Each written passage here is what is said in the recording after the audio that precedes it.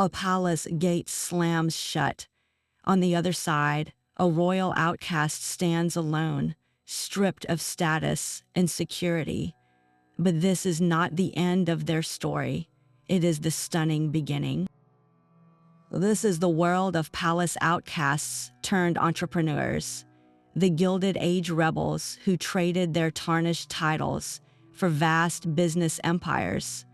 By the end, you will understand the secret playbook for turning royal rejection into a personal fortune. We will uncover how a Belgian princess built a new life from scandal, and why an American heiress divorce rocked 2 continents. When a door closes, what kind of person builds a better one? To be a palace outcast was to be erased from the world you once ruled. It was not merely a social snub or a temporary fall from grace. This was a complete unraveling. Your name was scrubbed from official guest lists. Your invitations ceased, and the very courtiers who once bowed now looked straight through you as if you were a ghost. But the deepest cut was often financial. That comfortable royal allowance, the trust funds, the apartments in the finest districts, all of it could vanish with a single decree. You were left politically isolated, socially stranded, and financially adrift. How does one possibly recover from such a comprehensive collapse? Yet, it was precisely this total severance from the old system that forged a new kind of strength. With no safety net and no path back, these outcasts were forced to look outward. They had to see the world not as an entitled birthright, but as a marketplace of opportunities. That desperate need to survive, to rebuild a name and a fortune from nothing, ignited the very entrepreneurial spirit that their gilded cages had always suppressed. They had nothing left to lose, and in that terrifying freedom, everything became possible. Across the Atlantic, a new world was being forged in steel and gold. This was America's Gilded Age, a dizzying era where industrial titans like Rockefeller and Carnegie amassed fortunes so vast they rivaled entire European treasuries. These new American millionaires had everything money could buy, except for one thing: the one commodity Europe had in endless supply: ancient lineage. They possessed staggering wealth, but craved the social legitimacy that only a noble title could bestow.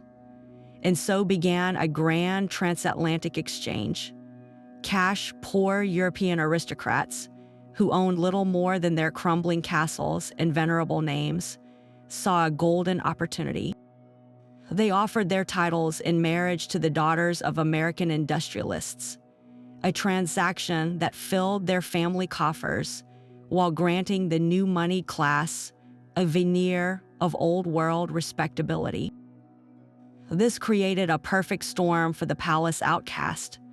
For a royal suddenly stripped of their position and purse, this new American landscape was not just a refuge. It was a frontier of unimaginable possibility. Here, a tarnished title was not a mark of shame, but a unique form of currency. It was a world that valued ambition over ancestry, where a discarded duke or a scandalous princess could trade on the mystique of their former life to build a new empire entirely on their own terms. For a royal wife, a divorce decree was more than a legal document. It was a social death sentence. In the rigid world of European aristocracy, a divorced princess was the ultimate outcast, a living scandal who threatened the very foundation of marital alliances and dynastic continuity. The pressure was immense and unyielding. She was expected to fade quietly into the background, to live out her days in secluded disgrace, a permanent exile from the inner circles she once called home. But some women refused to vanish. When every door in Europe was slammed shut, they heard a different call, one that came from across the ocean. America, in its booming Gilded Age, did not see a scandal. It saw a celebrity. It saw a woman with a famous name, a compelling story, and an aura of European sophistication that was utterly intoxicating to its new money elite. This transatlantic leap was not a gentle transition. It was a desperate, audacious gamble for survival and reinvention. A divorced royal arriving in New York or Newport was trading the silent, judgmental halls of a palace for the vibrant, chaotic, and brutally competitive social scene of American high society. Here, her past was not a liability. It was her greatest asset. Her very notoriety became a form of capital, a ticket into the drawing rooms of the very families who were desperate to buy the prestige she had been forced to leave behind. How did these women transform their greatest public humiliation into a powerful new identity? They understood that in a world built on ambition, a royal title, even a tarnished one, held a unique and marketable magic. For families like the Vanderbilts and the Astors, their mountain of money was also their greatest social problem. They lived in palatial homes that outshone European castles. They threw parties more lavish than any royal ball, and their names were synonymous with American industry. Yet in the drawing rooms of New York, they were still considered new money, a label that carried a subtle but persistent stain of inferiority. No matter how many millions they accumulated, they could not purchase the one thing they truly craved, the unassailable respectability of ancient bloodlines. A European title was the ultimate social cure, a magic wand that could instantly transform their fortune from vulgar new wealth into a celebrated dynasty. So they embarked on a grand project, shipping their beloved daughters across the ocean like precious commodities in a calculated exchange. Their goal was to acquire a noble son-in-law, a prince or a duke, who would lend his historic name to their modern fortune. This was not merely a marriage, it was a corporate merger of blood and capital. The American family gained a crown, or at least a coronet, and the European aristocrat, often from a lineage so ancient it was crumbling into debt, gained the financial infusion needed to restore his estates and maintain his way of life. The heiress herself was the centerpiece of this transaction, a young woman raised in luxury but ultimately deployed as a strategic asset. Her feelings were often the least considered part of the deal. What was it like to be that young woman, sent to a foreign land to secure a title for her family's name? Her name was Consuelo Vanderbilt, and her life was a lesson in golden captivity. Born into one of America's wealthiest families, she was not raised for happiness. She was groomed for a title. Her mother, the formidable Alva Vanderbilt, was the mastermind of this social ascent, a woman so determined to clothe the family fortune in royal robes that she orchestrated every detail of her daughter's existence. Consuelo's education, her posture, her very manner of speaking were all polished to make her the perfect duchess. She was a product being perfected for a very specific, high-stakes market. The target was the 9th Duke of Marlborough, a man who possessed one of England's most illustrious titles and a home to match, the monumental Blenheim Palace. Yet the palace was crumbling, and the Duke's finances were in a similarly dilapidated state. He did not need a wife, he needed a renovation fund. The marriage was a transaction, plain and simple. The Vanderbilt fortune, estimated at a staggering $2.5 million in the 1890s, equivalent to hundreds of millions today, would flow across the Atlantic to rescue Blenheim. In return, the Vanderbilt name would be forever linked to British aristocracy. On the day of her wedding, Consuelo was famously seen weeping behind her veil, a stark contrast to the cheering crowds who saw only a fairy tale. She was 18 years old, her heart given to another, yet she walked down the aisle in obedience to her mother's ruthless ambition. She entered a marriage that was cold and lonely from the very start, a prisoner in the very palace her money had saved. The immense wealth that should have granted her freedom instead built the walls of her gilded cage.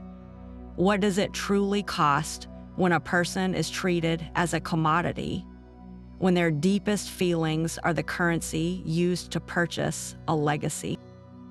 Consuelo's story is a heartbreaking reminder that the most dazzling transactions often conceal the deepest human costs.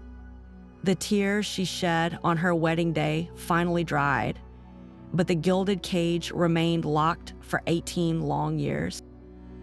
Then, in a move that sent shockwaves through 2 continents, Consuelo Vanderbilt did the unthinkable. She secured a divorce. In an era where such an act was a monumental scandal, especially for a woman of her station, it was her ultimate declaration of independence.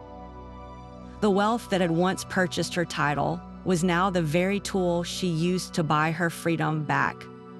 But what does a woman who has been both a prisoner of fortune and a savior of palaces do with her hard-won autonomy? She did not retreat. She did not hide. Instead, Consuelo embarked on the most ambitious project of her life, one that would become her true legacy. She turned her formidable energy, her vast resources, and her hard-earned understanding of suffering towards a new purpose: philanthropy. This was not the casual charity of a society lady. This was entrepreneurship on a grand scale, a systematic and deeply personal mission to rebuild the world that had once confined her. She poured her heart and her fortune into building and funding maternal health clinics, schools for underprivileged children, and housing for the poor. She became a powerful force in the suffrage movement, fighting to give other women a voice in a system that had silenced her for so long. Her life's work became a testament to a profound truth. Her greatest entrepreneurial triumph was not in accumulating more wealth, but in channeling it toward human dignity. She built an empire of compassion, a legacy that truly saved lives, proving that a title purchased with gold is nothing compared to a legacy built with purpose. While Consuelo Vanderbilt sought freedom from her title, another American heiress wielded hers like a weapon of mass influence. Jennie Jerome arrived in England not as a desperate outcast, but as a confident conqueror. She was the original dollar princess, a woman who understood that a vast fortune was not just for buying titles, but for buying power. The daughter of a New York financier, Jennie possessed a dazzling combination of wealth, intelligence, and raw charisma that left the stuffy British aristocracy utterly spellbound. She did not simply marry into their world, she reshaped it to her will. Her husband was Lord Randolph Churchill, a rising political star, and Jennie became his most vital strategist.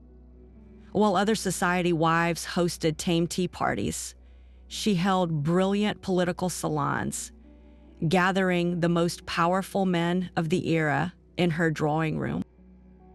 She debated policy, brokered alliances, and used her sharp wit and social genius to advance her husband's career. This was not a woman fading into the background. She was the campaign manager, the fundraiser, and the charismatic face of a political dynasty in the making. Her greatest legacy, of course, was her son, Winston Churchill. She poured her ambition and her formidable intellect into his education and upbringing, forging the man who would one day defy the Nazis.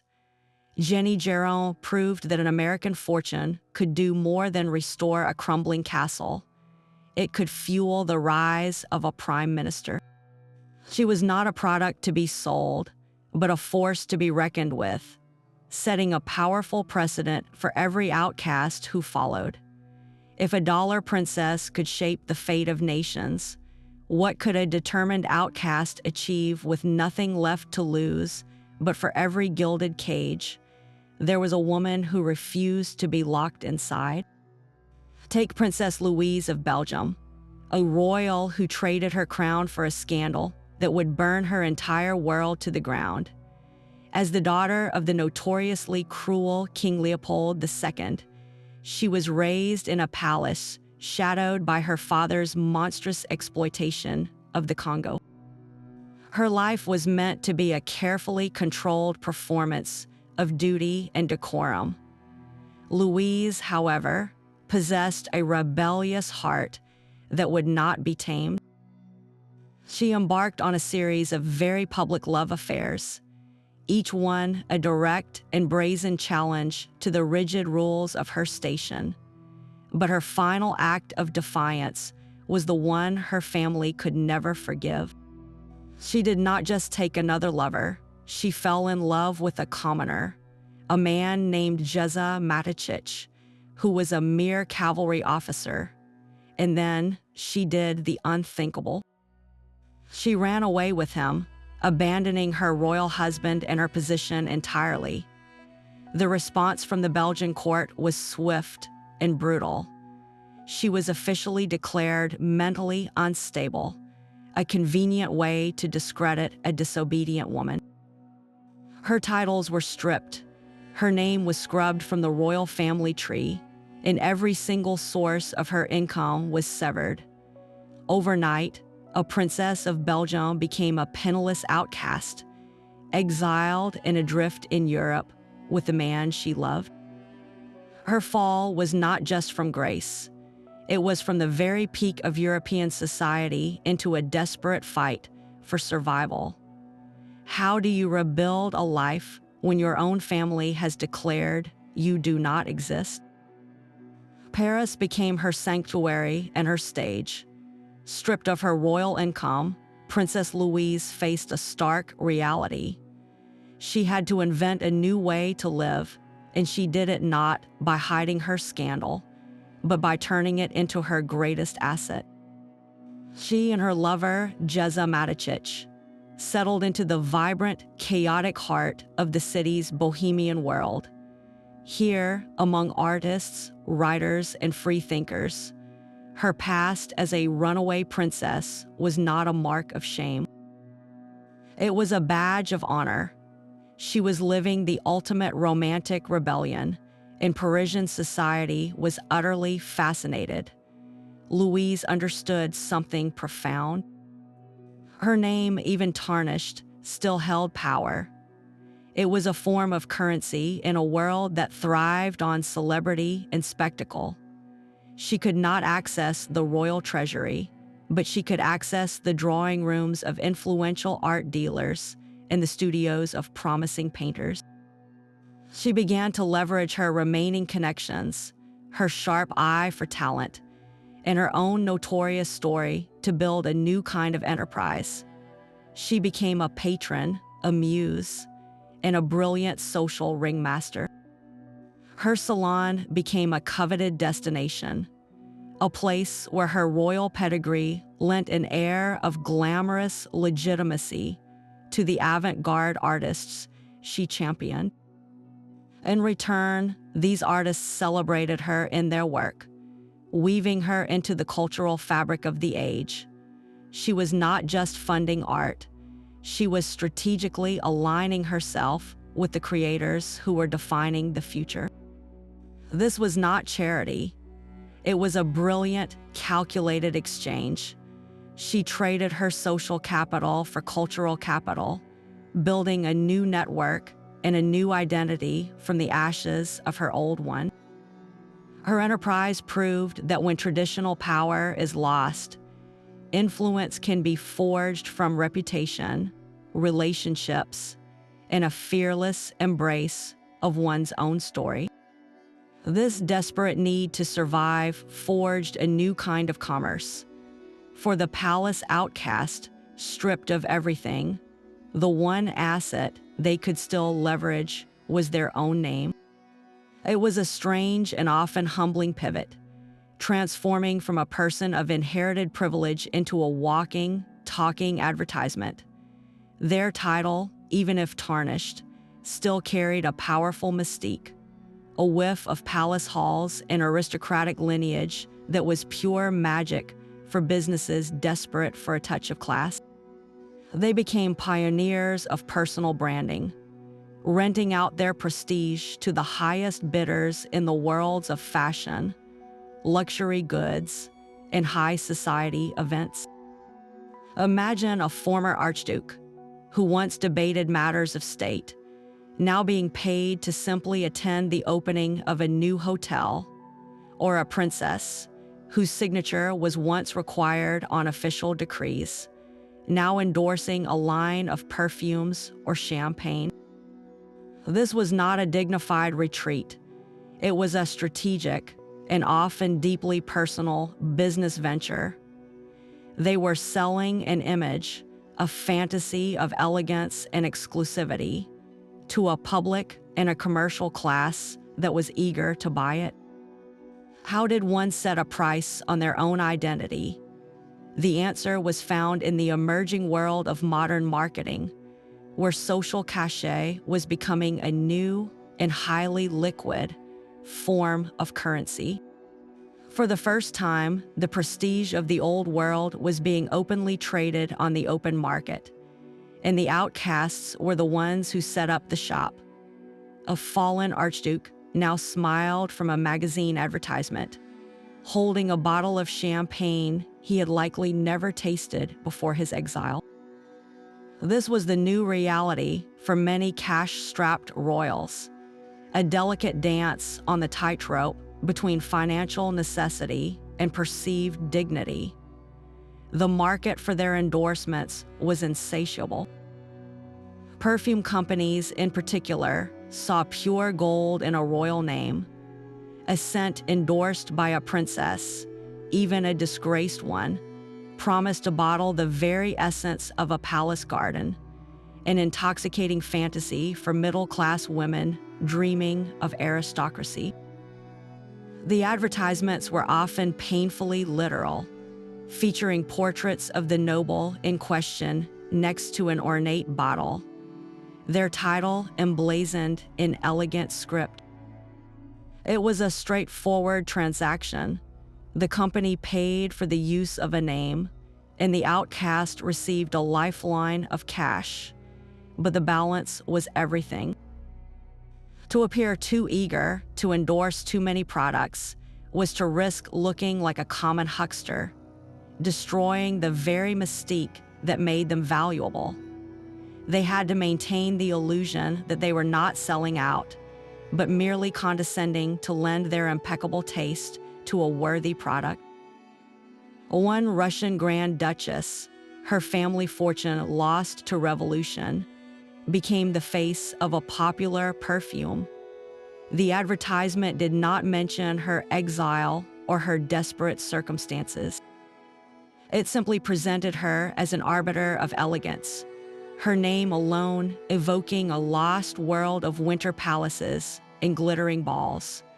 She was not selling perfume. She was selling a memory, and the public bought it eagerly. How did it feel to see your own face, the face that once commanded beaux, now used to sell soap? For some, it was a profound humiliation, a daily reminder of their fall.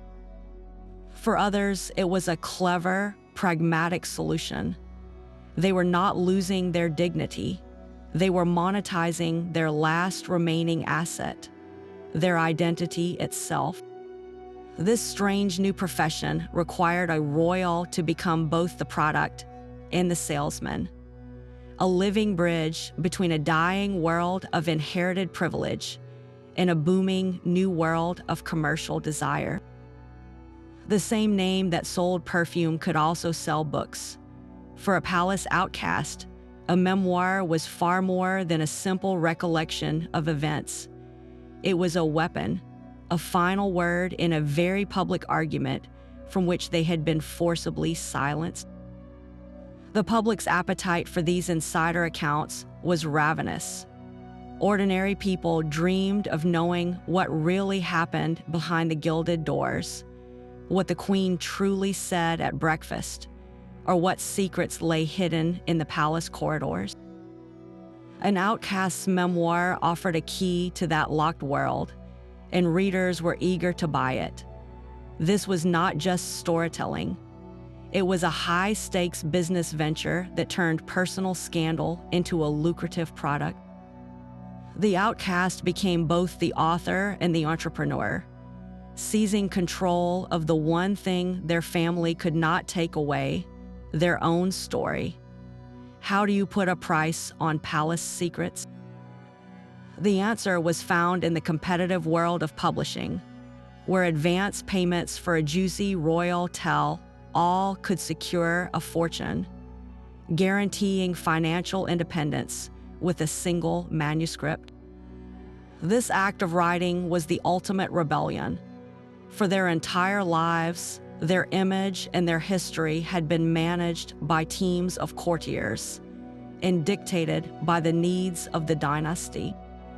And now with a pen, they could talk back. They could explain their side of the scandal, cast themselves as the hero of their own narrative, and settle scores with those who had exiled them. A Russian Grand Duchess, her wealth obliterated by revolution, might write a detailed account of life in the Winter Palace, her words becoming both a historical document and her primary source of income.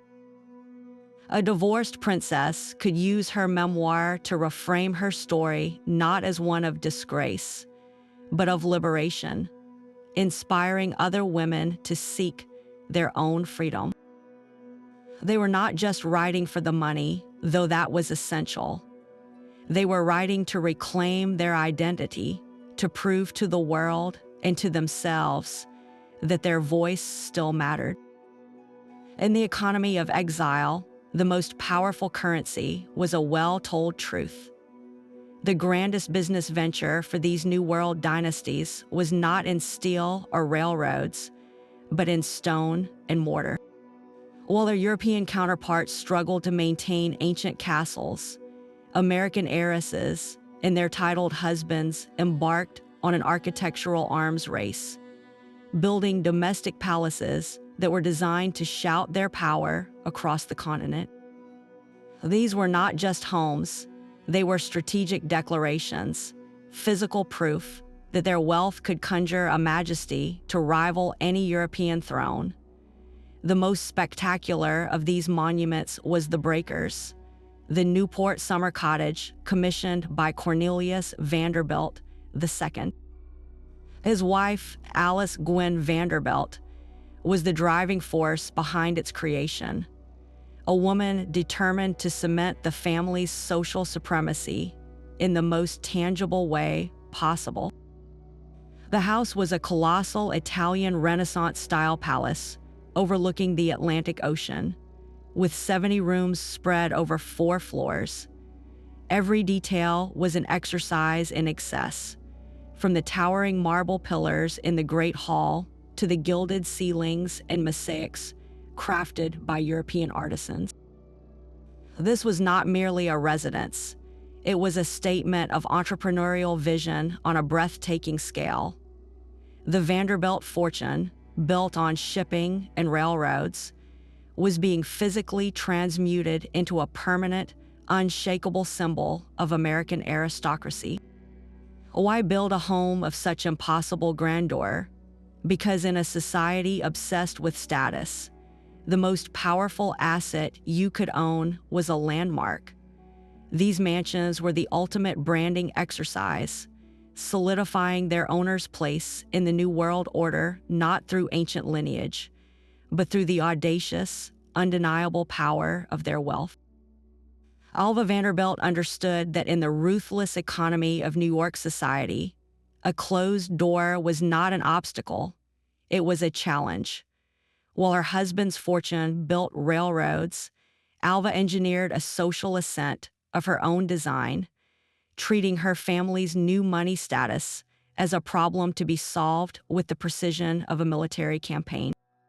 Her first and most brilliant offensive was a single party, the now legendary costume ball of 1883. She did not merely plan an evening of entertainment, she orchestrated a social siege. The guest list was her primary weapon, a calculated mix of the city's most entrenched old money families, many of whom had previously snubbed the Vanderbilts, and a dazzling array of international nobility. The centerpiece of the evening was a direct and audacious power play. Alva commissioned a gown that transformed her into a Venetian princess, but her true masterstroke was the invitation extended to Caroline Astor, the undisputed queen of New York society. Mrs. Astor, who had never deigned to acknowledge the Vanderbilts, found herself in an impossible position. To refuse the invitation was to risk being left out of the social event of the season, a fate worse than death for a society matron. She was forced to capitulate, sending her daughter as an emissary to formally call on Alva, a gesture that served as a public surrender. The ball itself was a spectacle of unprecedented opulence, but every detail, from the floral arrangements to the musical program, was a calculated component of a single objective: to smash through the gates of the old guard. Alva Vanderbilt was not just a social climber. She was a revolutionary entrepreneur who recognized that the most exclusive market was not for goods, but for status, and she was willing to spend a fortune to corner it. The bitter end of a transatlantic marriage required a new kind of architect. As the unions between American fortunes and European titles began to fracture with increasing frequency, a specialized legal field emerged from the wreckage. This was not the work of ordinary solicitors. Untangling a royal marriage demanded a lawyer who was part diplomat, part spy, and part financial strategist. They had to navigate the labyrinthine divorce laws of multiple countries, each with its own standards for evidence and its own potential for scandal.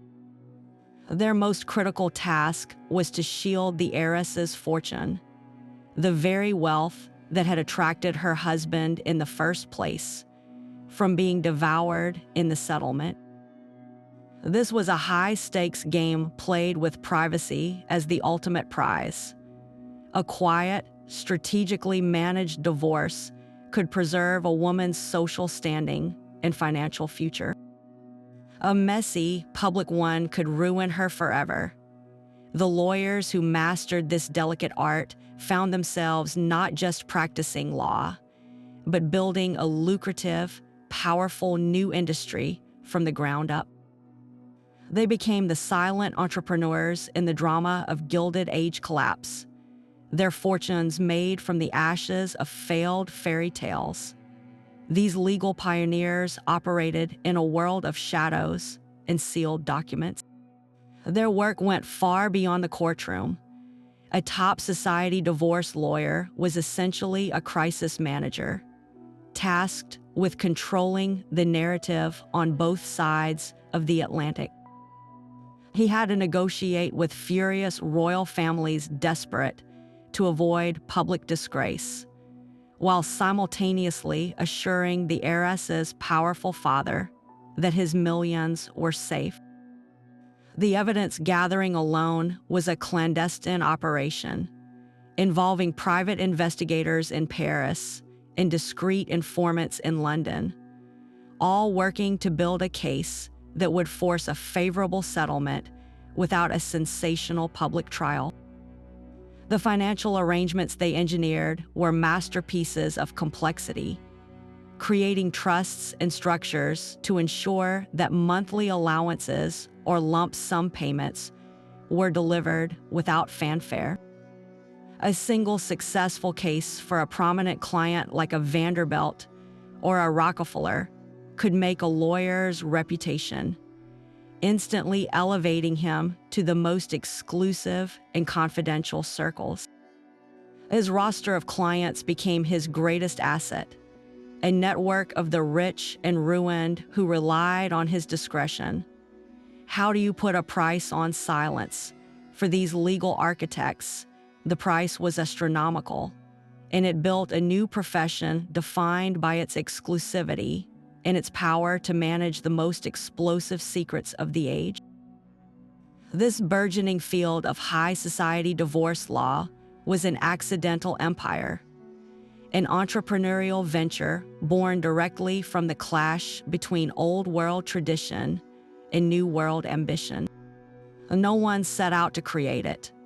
It was forged in the urgent need of wealthy American women who demanded an escape from their gilded cages and required a sophisticated, powerful advocate to engineer it.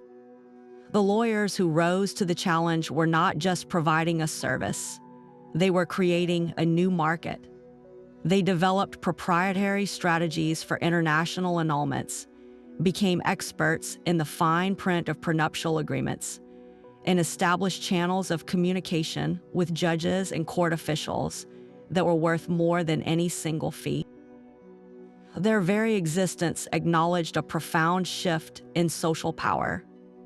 Women who had once been treated as bargaining chips in a transatlantic exchange were now using the legal system and the vast resources of their birth families to reclaim their autonomy.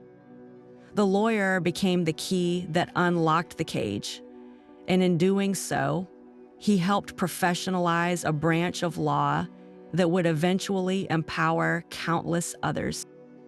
The collapse of a single royal marriage was a personal tragedy, but the system built to manage its dissolution became a permanent and profitable feature of the modern world, a stark reminder that one person's ending is always another's beginning.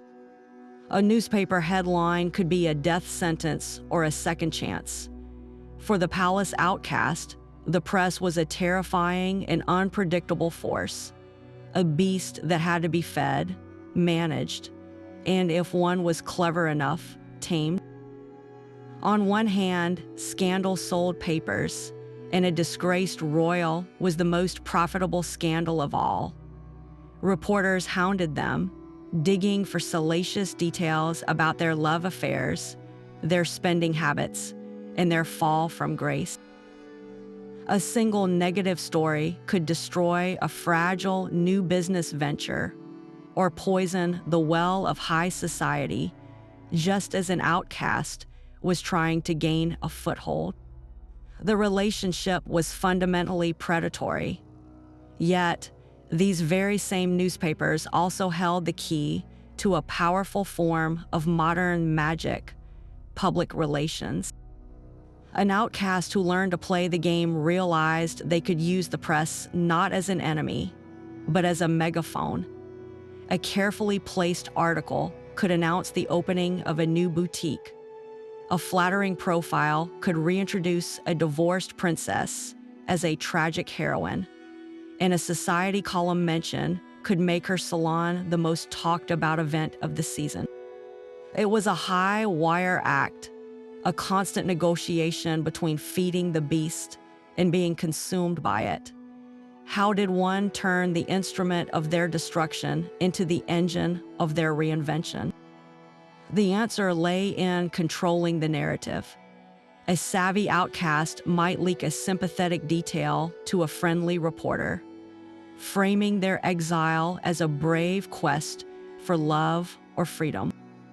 They understood that their story was a commodity, and the press was the distribution network.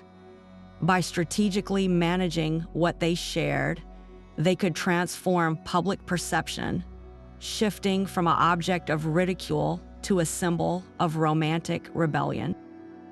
This delicate dance with the media was perhaps their most modern entrepreneurial skill, proving that in the new economy of reputation, the press was not just a chronicler of events. It was a partner in the business of rebuilding a life. Her drawing room was her boardroom, and the guest list was her business plan. For a woman barred from the traditional halls of power, the salon was not just a social gathering. It was a sophisticated enterprise. Figures like Anna Good, the American heiress who became the Duchess of Talleyrand, perfected this art. After a scandalous divorce and a subsequent remarriage that secured her an even more prestigious title, she did not retreat. She leveraged her position to become one of Paris' most influential saloniers. Her home became the central exchange for a new kind of currency, influence. Here, in an atmosphere of curated elegance, industrialists met politicians, artists conversed with bankers, and deals were brokered that moved markets and shaped diplomatic relations. The salonier was the chief executive officer of this entire operation. Her job was to master the flow of information, to connect the right people at the right moment, and to cultivate a loyal network that owed its success to her strategic introductions. How do you build power when you are legally and socially disenfranchised? You build the room where it happens. This was a business that ran on intuition, charm, and an encyclopedic knowledge of human ambition. A successful evening could see an introduction between a railroad magnate and a government minister, resulting in a lucrative contract for both, with the hostess earning an unspoken but immensely valuable favor. The costs of this enterprise were substantial, demanding a flawless home, exquisite catering, and a constant stream of new and interesting guests. But the return on investment was a web of influence so powerful, it could reopen doors that had been slammed shut by scandal.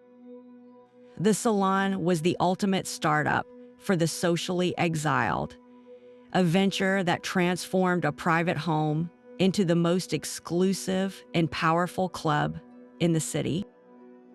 A silk gown could be a declaration of war. For a royal woman exiled from court, the rigid, corseted uniforms of her former life were symbols of a suffocating conformity she had left behind. Her first act of sartorial rebellion was often a simple, yet profoundly radical, act of removal. She abandoned the heavy brocades, the restrictive bodices, and the overwhelming weight of jewels dictated by palace protocol. In their place, she embraced the softer, more fluid silhouettes emerging from Parisian ateliers, styles that allowed for movement and, more importantly, for breath. This was not a mere change in taste. It was a public renunciation of the system that had rejected her, a visual statement that she was no longer bound by its rules. Her wardrobe became the most visible proof of her newfound freedom, and because she was still a figure of public fascination, her every sartorial choice was scrutinized and often emulated. She was unconsciously building a brand, one defined by elegance and audacity rather than tradition. How do you monetize a personal style that the world is already watching? For the most entrepreneurial outcasts, the answer was to move from being a muse to becoming a maker.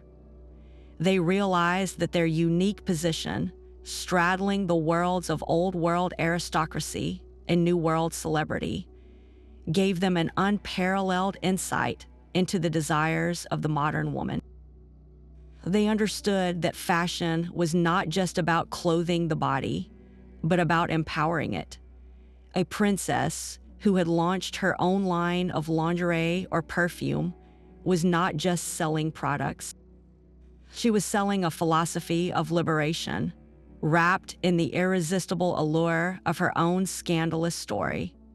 Her name on a label was a guarantee of both exquisite taste and a rebellious spirit, a combination that proved wildly lucrative. The most famous couturier of the era, Charles Frederick Worth, built his empire on this very principle.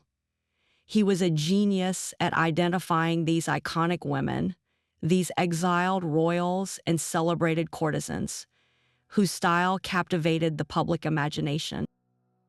He would dress them, often at a discount or even for free. Knowing their appearance at a major event in one of his creations was the most powerful advertisement imaginable. And wearing a Worth gown, an outcast princess was doing more than looking beautiful. She was aligning herself with the pinnacle of modern artistry, reinforcing her status as a trendsetter while simultaneously providing the designer with a living mannequin of noble pedigree. It was a symbiotic business relationship, a collaboration where her social capital was traded for his artistic genius, and both their brands were elevated in the process. She proved that even in exile, a woman's choices could reshape an entire industry, turning her personal rebellion into a global enterprise. The collapse of an empire turned royalty into refugees overnight. With the end of the First World War, the Austro-Hungarian Empire, a centuries-old dynasty ruled by the House of Habsburg, simply ceased to exist. Emperor Charles I was forced into exile, and the entire sprawling family, a network of archdukes and princesses who had governed vast territories, were legally banished from their homeland. Their palaces were seized, their estates confiscated, and their private fortunes evaporated. For the first time in over 600 years, the Habsburgs had no country, no income, and no official purpose. How do you rebuild a life when your entire world has been legally dissolved? This was not a single scandal, but a mass extinction of privilege, forcing dozens of high-born men and women to confront the most basic question of survival. They had to find work. An archduke who once commanded armies now had to command a price for his labor. A princess whose signature was once law had to learn to type. Their fall was so complete, so total, that it created a bizarre new chapter in the history of entrepreneurship, where the only capital left was their own two hands and their willingness to adapt. One Habsburg archduke, his options vanishingly small, found work as a hotel manager, learning the intricacies of hospitality from the ground up. Another, Prince Felix of Habsburg, reportedly took a job as a car mechanic in Switzerland, trading his ceremonial sword for a wrench. Can you picture a man raised to believe he was born to rule, now kneeling to change a tire? This was the ultimate test of the outcast spirit. They were not just selling their name or writing their memoirs. They were performing manual labor, entering the workforce at its most fundamental level. Their story proves that the most profound entrepreneurial leap begins not with a brilliant idea, but with a humbling, desperate need to simply earn your next meal. The blueprint for turning fame into a fortune was drafted over a century ago. Those palace outcasts and gilded heiresses were the original architects of the personal brand, long before the term ever existed. Their playbook for monetizing a public persona feels startlingly modern because today's celebrities and minor royals are still following its core chapters. Consider a young actress who leaves a major film franchise to launch her own wellness company. She is using her existing fame not as an end goal, but as a launch pad, just as a runaway princess used her notorious name to gain entry to Parisian art circles. Or look at a royal who steps back from official duties to pursue lucrative commercial deals. This is not a new scandal. It is the same strategic pivot that exiled nobles made when they traded their titles for endorsements. The core transaction remains identical. A famous identity is leveraged to create a new, independent enterprise. The currency has simply changed from a royal title to a social media following, but the fundamental entrepreneurial gamble is the same. These historical figures proved that when traditional power structures fail you, your greatest asset is the story you can tell about yourself. They were the first to understand that public perception is a form of capital, and they built entire businesses by learning to invest it wisely. What separates a fleeting influencer from a lasting empire builder?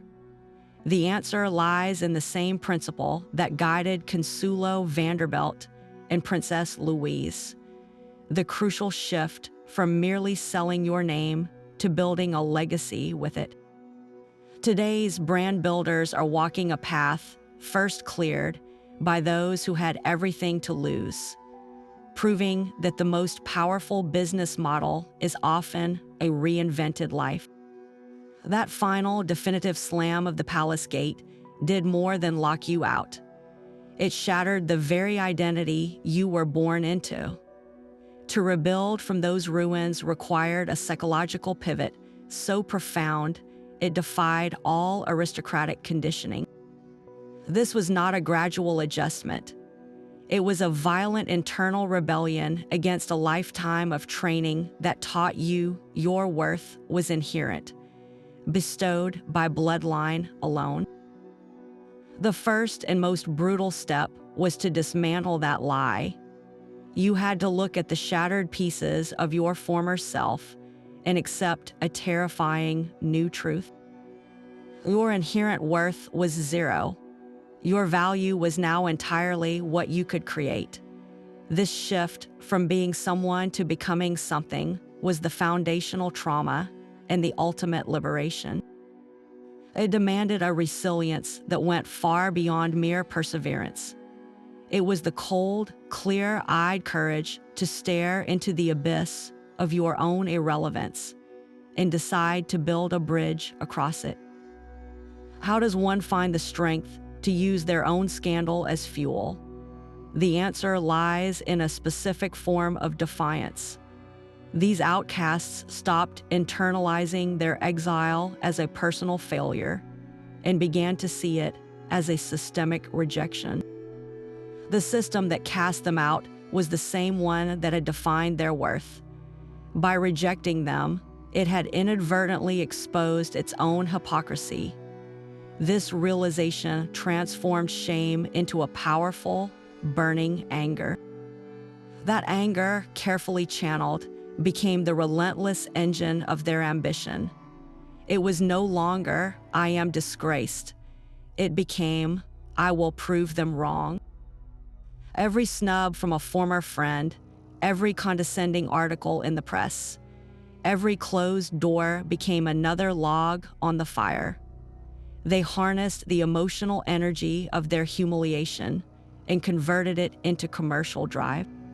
An American heiress, divorced and ridiculed, would pour her fury into making her Parisian salon the most exclusive in the city, a deliberate and stunning rebuke to the society that had discarded her. A cash-strapped archduke, forced into manual labor, would approach his new trade with an obsessive precision. determined to master the one thing his title had never required: genuine competence. Their ingenuity was born from this desperate clarity. With no safety net, every idea had to work. Every connection had to pay off.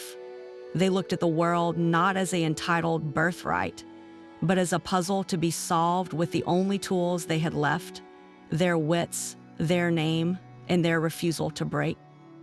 This mindset, this alchemy of turning the poison of scandal into the medicine of success, was their most closely guarded secret. It was the invisible forge where a broken noble was remade into a formidable entrepreneur. Their story is not merely one of gilded cages and personal tragedy, but a complex legacy that permanently reshaped 2 continents. While many of these dollar princesses were undoubtedly victims of a transactional system, their collective fortune acted as a massive, involuntary economic stimulus for a fading European aristocracy. The capital they brought with them, often in the form of multi-million-dollar dowries, did more than refurbish ballrooms. It literally shored up the foundations of history itself. Crumbling estates like Blenheim Palace, rescued by Consuelo Vanderbilt's wealth, were not just private homes. They were national monuments and major employers in their regions. Their preservation, funded by American steel and railroad money, ensured that these landmarks survived for future generations. The financial transfusion from the New World quite simply saved the architectural and cultural heritage of the old one from collapse. Yet the most profound impact was genetic. The children of these unions inherited a unique and powerful dual inheritance. From their European fathers, they received ancient titles and a deep, often burdensome sense of history. From their American mothers, they absorbed a distinctly modern mindset, one defined by pragmatism, financial acumen, and a belief in progress over tradition. This blend of old blood and new ambition created a generation of aristocrats who were fundamentally different from their ancestors. They were not content to simply preside over their estates. They were compelled to manage them. They introduced modern agricultural techniques, opened their lands to tourism, and in some cases, leveraged their titles to launch their own business ventures. The descendant of a dollar princess was often the one who saw the family castle not as a museum piece, but as a potential hotel, a film set, or a branded enterprise. How do you measure the success of a forced merger? Not by the happiness of the original partners, which was often negligible, but by the resilience and innovation of the hybrid dynasty it created. These heirs became the bridge between 2 worlds, proving that the ultimate entrepreneurial act is sometimes not to build something new, but to reinvent something ancient, ensuring its survival by giving it a commercial purpose. But the transatlantic exchange was not a one-way street. While American heiresses flooded into Europe, a few daring European noblewomen made the journey in reverse, marrying into the great American fortunes. This was a different kind of scandal altogether. For a woman of ancient lineage to marry a commoner, even an unbelievably wealthy one, was seen as a profound betrayal of her bloodline. It was a rejection of centuries of tradition in favor of raw commercial power. Her family might publicly disown her, and society in Europe would whisper that she had been bought.